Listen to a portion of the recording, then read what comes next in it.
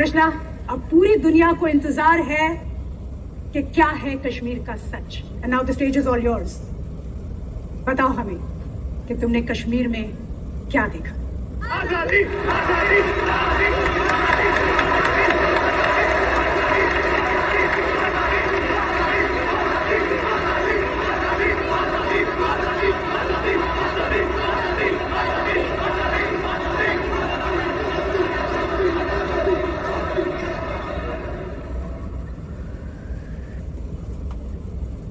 मैंने देखा एक खुला आसमान।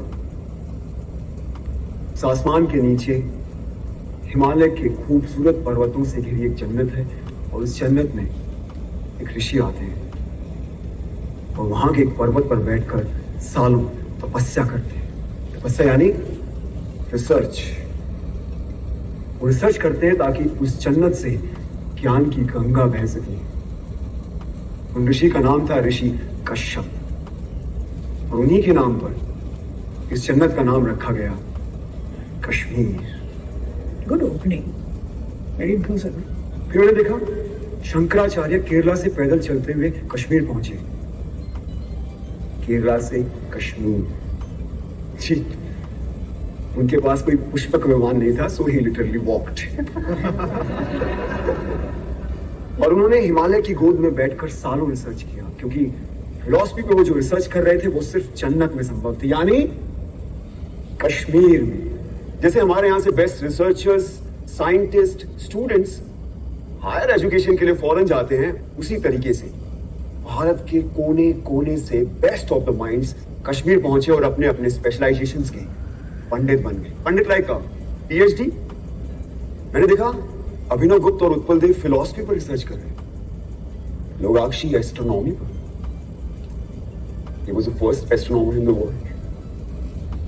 चरक और वाग्भट आयुर्वेद पर, Sushrut medical science, Panini grammar, Vateshwar trigonometry, Suyya hydraulic engineering, Chand Bhatt law, Kalidas और Rudrat Sanskrit literature, Bhama aesthetics, Sharangdev musicology, Vasugupta और Somanand Advaita, Kalhan history, Vishnu Sharma moral science, Panchatantra उन्होंने लिखा। मैंने देखा राजा ललितादित्य के शौर्य और पराक्रम को, मैंने सुना ललेश्वरी के वाक को। ये जो फिल्में, टीवी, थिएटर, वेब सीरीज, यानी जो कुछ भी हम नेटफ्लिक्स पे देखते हैं, ड्रामा, इस ड्रामा की साइंस यानी नाट्य शास्त्र, जिसे 5वां वेद भी कहा गया है, उसे भरत मुनि ने कश्मीर में ही लिखा। मैंने देखा धीरे धीरे इन हजारों लाखों पंडितों ने कश्मीर को असली जन्नत बना दिया। Kashmir became the seal of quality। इसीलिए ग्रीक्स ने कहा था Kashmir is the cradle of civilisation.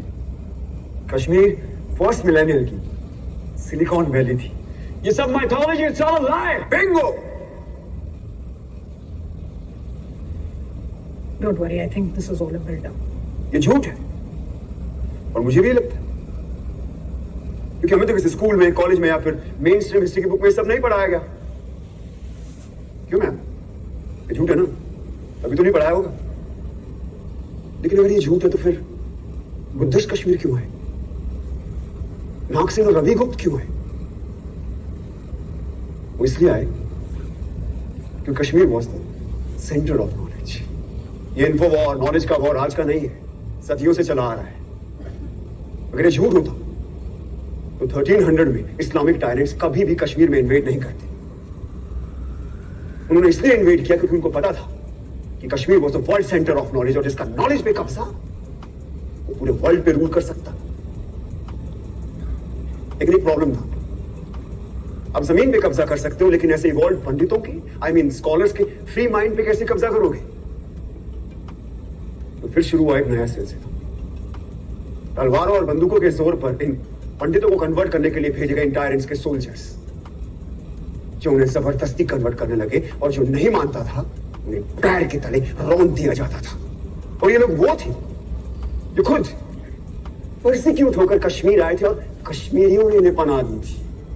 What kind of rubbish is this? ये रबिश नहीं, बल्कि एग्जैक्ट डिस्क्रिप्शन है शमसुद्दीन मोहम्मद इराकी की बायोग्राफी तोहफतुल अहबाब में। जानते हो इराकी कौन था? हाँ? इंडिया की टॉप मोस्ट यूनिवर्सिटी में पढ़ रहे हो लेकिन इराकी के बारे में नहीं पता। कैसे पता होगा? किसी ने पढ़ा है? हम सब हिटलर के बारे में जरूर जानते हैं।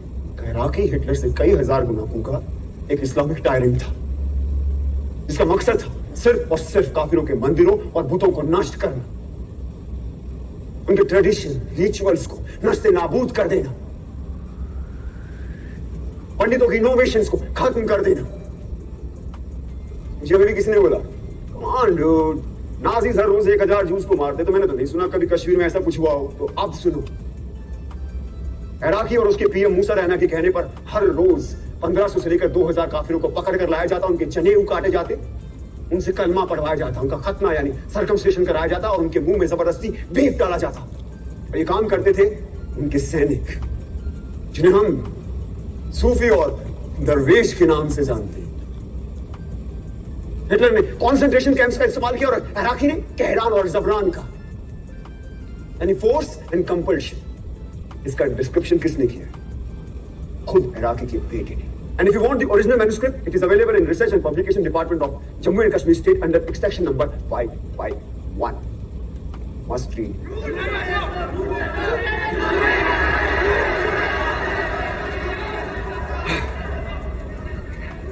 कश्मीर का सच इतना सच है कि हमें हमेशा झूठ ही लगता है।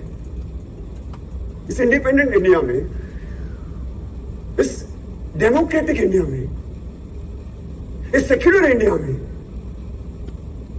उन्हें एक बार फिर तलवारों और बंदूकों के जोर पर मार काट के निकाला गया। गलत चले, गलत चले।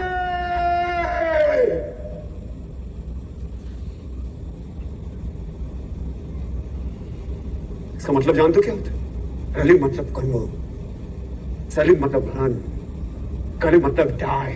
अपना धर्म बदलो, भागो क्या मर जाओ। ये उनका 7th एक्सोडस था और इस बार मामूली एक्सोडस नहीं था, इस बार था जेनोसाइड। और कहानी यही खत्म नहीं हुई।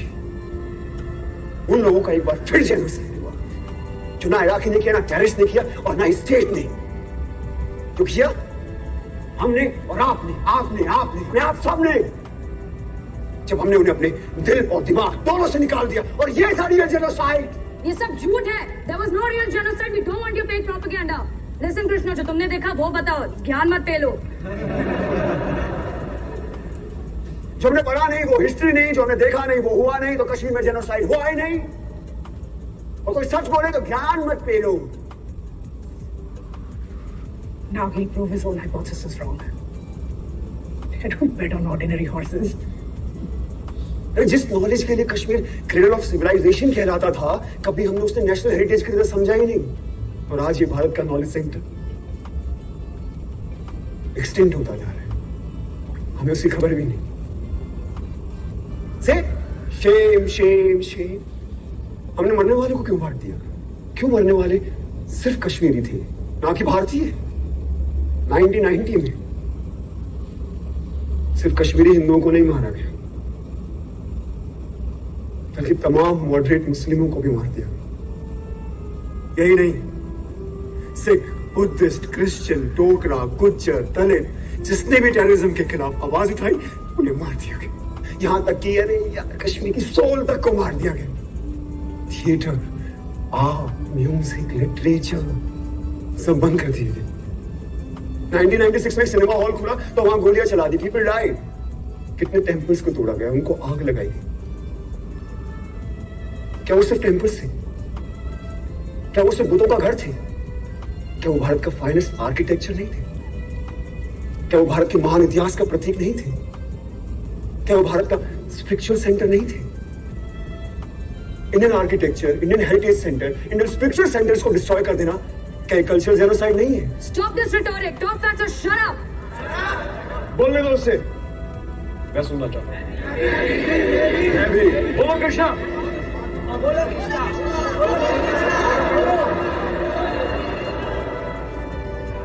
बेटा ने ओपनली टीवी इंटरव्यू में एक्सेप्ट किया कि उसने 20 मासूम लोगों को मार डाला। अरे जिसने दिन दहाड़े एयरफोर्स ऑफिसर्स को मार डाला उसे इंडिया के टॉप मोस्ट ऑफिस में इनवाइट किया जाता है। क्या ये एडमिनिस्ट्रेटिव जेनोसाइड नहीं है? हाँ, जब ये फंक्शन खत्म होगा तो आप लोग कहां जाएंगे? आपके घर। और हमें हमारे घर जाने से किसका बाप नहीं रोक सकता। लेकिन क्या कश्मीरी पंडितों को वापस अपने घर कश्मीर जाने का मौका मिलेगा? Is this justice?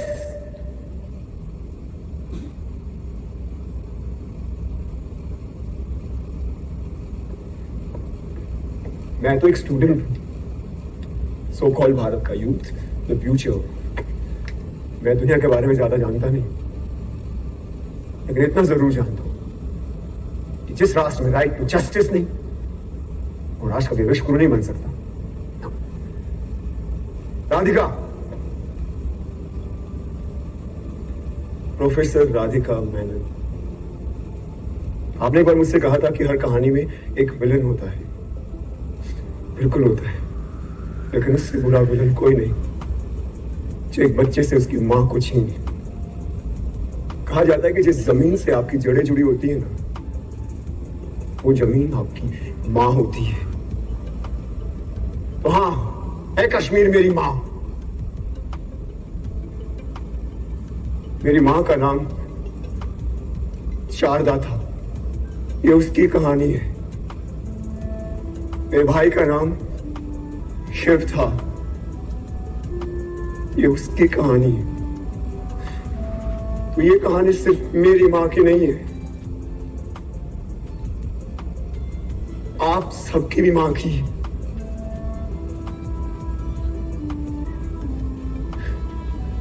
तो आइए हम वो देखते हैं जो मैंने आज से पहले कभी नहीं देखा। और आप खुद तय करें कि कौन है गुनहगार, किसे मिलनी चाहिए सजा। और अंत में अपने दिल पर हाथ रखकर तय करें